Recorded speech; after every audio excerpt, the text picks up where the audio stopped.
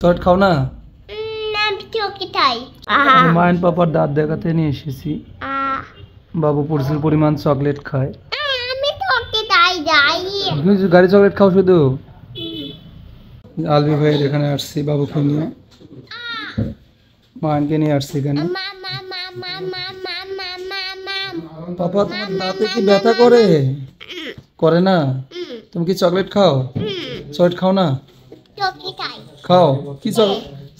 চোখে খাই। গাড়ি চকলেট খাও? তা আঙ্কেল কি বলছে, চকলেট খাওয়া যাবে? প্রতিদিনের ন্যায় রসায়ন ব্যাস শেষ করে বাসায় ঢুকলাম। বাসায় ঢোকার পর দেখলাম মায়ান পাপা শুয়ে আছে। মায়ানের চুপচাপ শুয়ে থাকা দেখেই বুঝতে পারতেছিলাম কিছু একটা হয়েছে। মায়ানের দাঁতের এক পাশে ফুলে গেছে। এটা দেখে মায়ানের আম্মু এবং আমি প্রচণ্ড টেনশনে পড়ে গেলাম। মায়ানকে নিয়ে মারিয়াম স্পেশালাইজড ডেন্টাল কেয়ারে আসলাম ডাক্তার আলবি ভাইয়ের কাছে।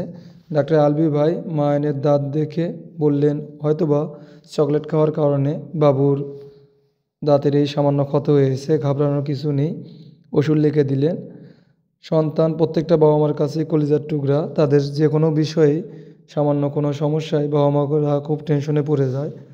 মায়ন পাপা ডাক্তার আলবি ভাইয়ের সঙ্গে এত সুন্দর মিশতেছিল, মনে হচ্ছিল না রোগী এবং ডাক্তারের সম্পর্ক। ডাক্তার আলবি ভাই খুব আন্তরিক একজন মানুষ।